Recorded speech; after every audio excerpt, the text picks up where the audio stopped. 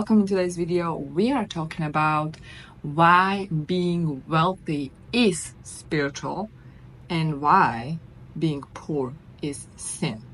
So let's dive deeper. This is actually a little bit controversial topic, especially for people in spiritual community, because there are still so many of them who believe that being spiritual, or in other words, being wealthy, is not spiritual.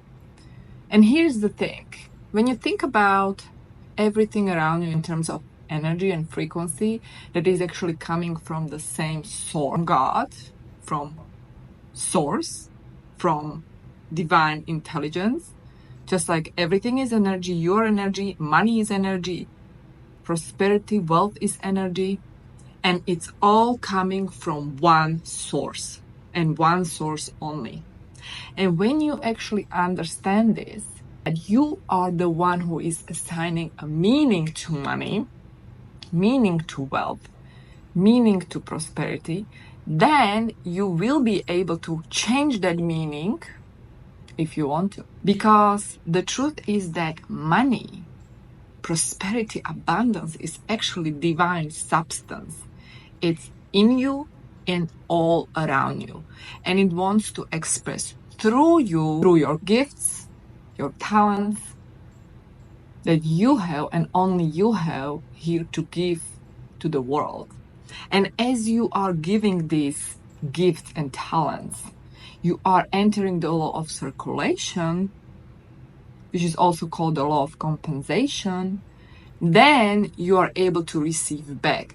And again, if you understand that this is really this beautiful exchange of energy, this is the beautiful exchange of energy that you are engaged in, then you will know there is nothing wrong with receiving, provided you are giving. There is also some people who think it's okay to receive without giving. But that is not actually true, because you are then breaching one of those universal laws and you cannot get something for nothing. But on the other hand, if you are actually engaged in this beautiful dance of energy, and if you are actually engaged in this law of circulation and you're giving your talent, you're giving your gifts unconditionally, and then you are open to receive back unconditionally, then you are engaged in this exchange of energy. In other words, it doesn't feel good when you just give and you don't receive. It doesn't equally feel good when you just receive and don't give. Because when you are engaged in this limiting behavior, you are basically bribing yourself from an experience of receiving and experiencing that energy. The energy wants to circulate. The energy doesn't want to be stuck. If you are actually stuck because you are holding on to this energy, you are receiving money, but you don't give this money, then you can really be the vessel of this energy. Equally, if you are not even able to receive because you are blocked, because you have this associated meaning, in other words, unhealthy relationship with money, because you think that receiving money is wrong because fill in the blank, then you are actually stuck because you are not able to become the vessel of the energy. And again, money, prosperity, wealth is divine substance coming from God. And even when you look at the Bible, Jacob, David, Solomon, these people, they were prosperous. They were able to access wealth. They were able to actually live wealthy life. Think about it for a second. Where is this belief coming from that you cannot be wealthy?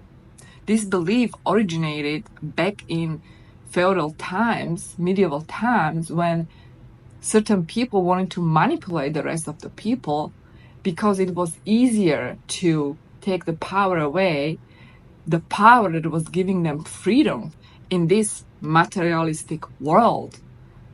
And unfortunately, that opinion that it is some sort of Christian virtue to be poor is still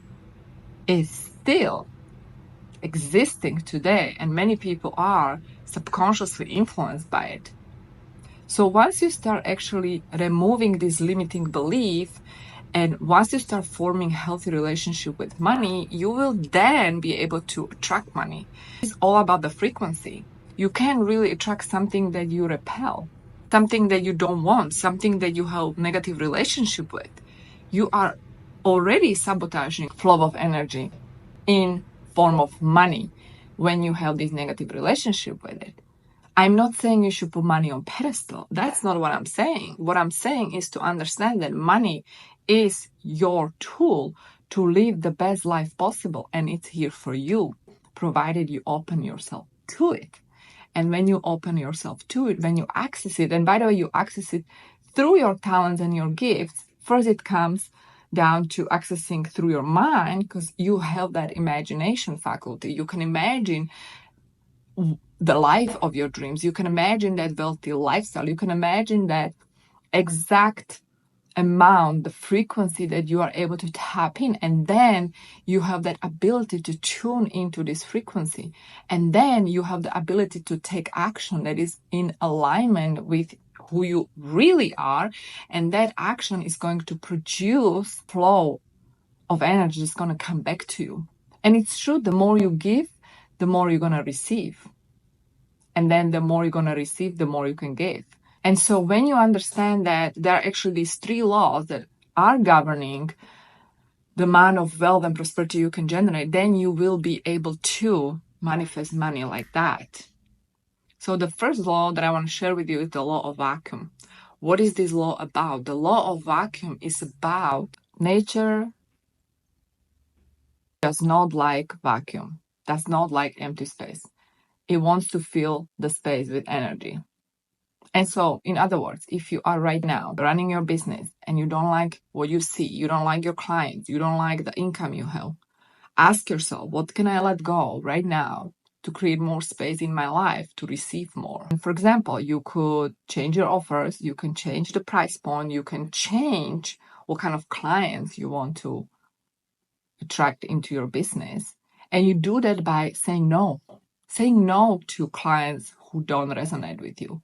Don't run around in this energy of lack and try to force the outcome instead of trust.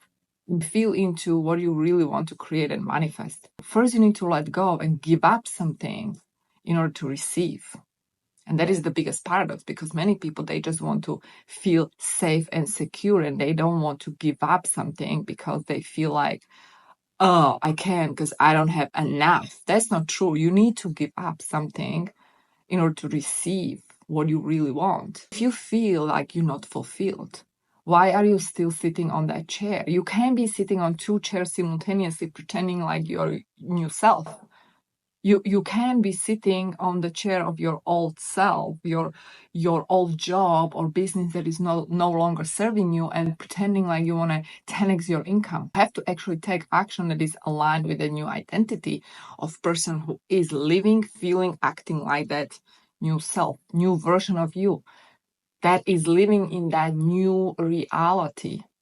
So the law of vacuum is extremely powerful law.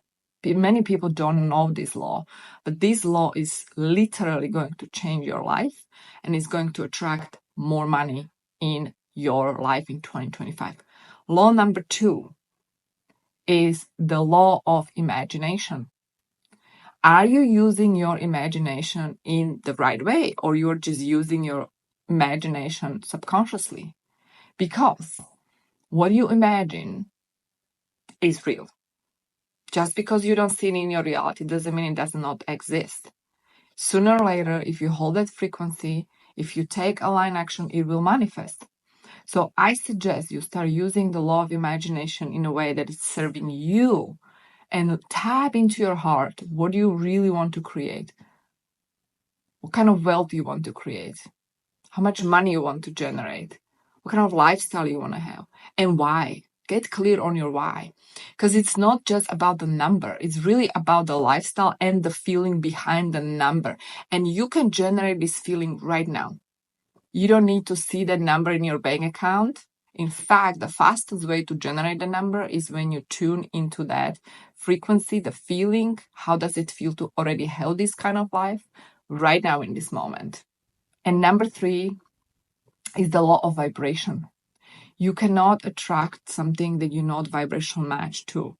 You have to be vibrational match, and therefore the law of attraction oftentimes is not working. It's not serving you because you are not vibrational match. You have to become vibrational match first, and only then you can match, you can attract it and see it in your reality. You cannot manifest more money and wealth in 2025 if you're still complaining about your current reality. You cannot manifest more wealth, more money, success in 2025 if you are right now feeling like a failure, like a loser. You cannot attract more wealth, more money, more prosperity in 2025 if you feel like you're not there yet. Instead, you have to feel grateful. You have to feel successful. You have to feel abundant right now. Start seeing abundance around you. What do you see? Be grateful for what you have and relax. Relax. Like, so many people are chasing money, chasing success. But the thing is, what you chase, you don't have. So there is the gap, vibrational gap. So how do you merge the gap? Just stop it, drop it. Stop chasing. Stop it. Let go, surrender to that higher power that is in you and around you, that is helping you to create life of your dreams right now. Surrender to it. And as you surrender to it, accept it's already yours. And feel the feeling it's already fulfilled. Feel it. Train yourself. Train yourself to feel it daily. And as you do that, no matter what are the circumstances around you, sooner or later you're going to manifest that wealth, prosperity, abundance. Provided you are using all these laws that I'm sharing with you today and you have healthy relationship with money, you will make it happen, I promise you. If you need my help,